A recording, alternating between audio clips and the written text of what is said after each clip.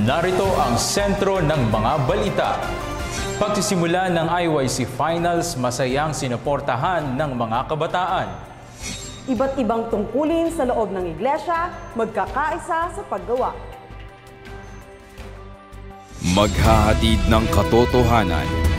Pag-ibig ang dala sa kapatiran. Ito ang Sentro Balita.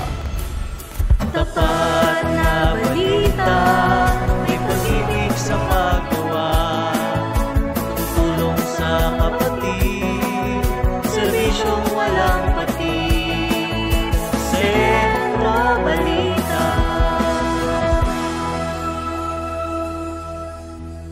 Magandang araw Luzon, Visayas, Mindanao at sa mga nasa ibayong dagat. Pagbati ng pag-ibig at kapayapaan, ngayon ay araw ng Biyernes, ika-29 ng Marso, taong kasalukuyan. Ramdam ang mainit na pagsuporta ng mga kabataan sa iglesia sa unang araw ng IYC Finals.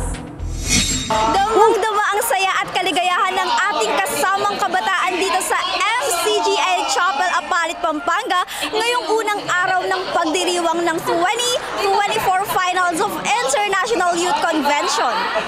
Mga kabataang galing sa iba't ibang rehiyon sa buong mundo, gaya ng North and South Luzon, Visayas at Mindanao, ang nagtitipon-tipon dito sa ating venue, samantalang nakakonect naman sa iba't ibang platform ang ating mga kapatid sa Foreign Ministry.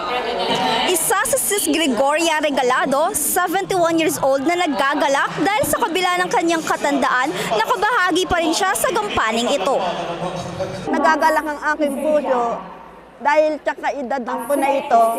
And andito pa ako nakikisaya sa kanila at nararamdaman kong parang bumabata ako dahil sa kabila ng aking edad na ito ako't nakikisaya sa kanila. Si Brad Enrico Ortiz naman, sa kabila ng kapansanang polio, masikap pa rin nakikibahagi sa IYC. Nananatili pa rin akong natututo sa ganitong mga gampanin. Kaya kahit na hirap na ako at may sakit, hindi kabawasan sa akin na makabahagi pa din ako sa ganitong gampanin. At salamat sa Diyos. Muli nakabahagi pa rin ako. Kaya't halina mga kasamang kabataan, patuloy na ang lakas ay maipakasangkapan, magliwanag sa mundo ang ating mabubuting gawa upang luwalhatiin ang ating Diyos Amang Dakila. Ana Grace Miranda, kabataang Kristiyanong naturuan sa mabubuting gawa, maghahatid ng katotohanan, pag-ibig ang dala sa kapatiran. #WeAreMCGIYouth. Youth in Action, pananampalatayang may mabuting paggawa. Iyan naman ang masasaksihan natin sa patuloy na pagganap ng mga kabataan sa kani-kanilang tungkulin ngayong IYC 2024.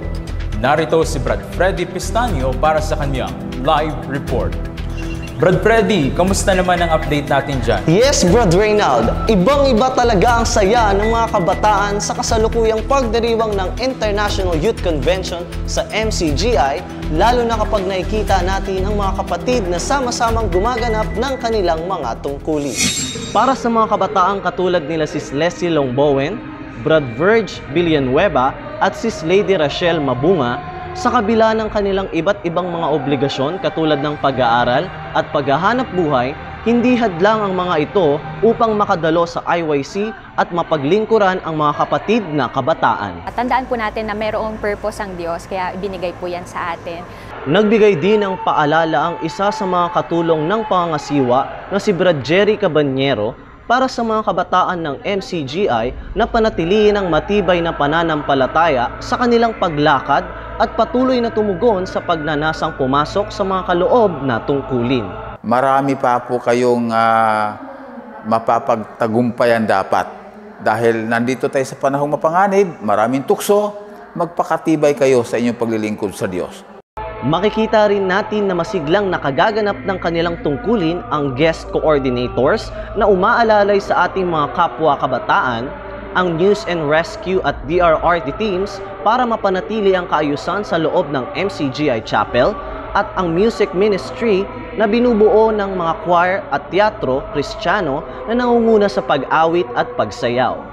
Brad Reynald, marami pang tungkulin ng maaaring salihan ng mga kabataan na naaayon sa kanilang mga kaloob na talento.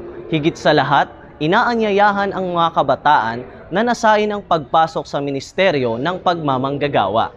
Freddy Pestaño para sa Sentro Balita, maghahatid ng katotohanan, pag-ibig ang dala sa kapatiran. Aming ihahatid ang katotohanan. Ibabahagi ang pag-ibig sa lahat at sa kapatiran.